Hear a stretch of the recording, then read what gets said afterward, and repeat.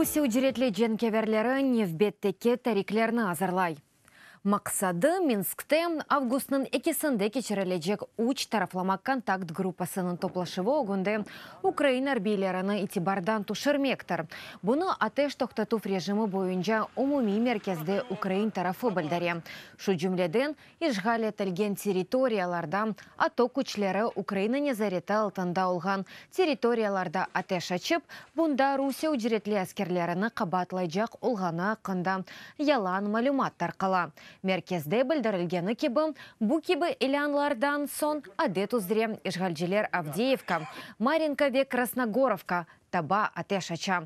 Оларның тарафындан идаре етілген матбуат васталары есе Украина селялы құветлерінің әрекетлерінден чорлануыны әвелден дерч әтейді.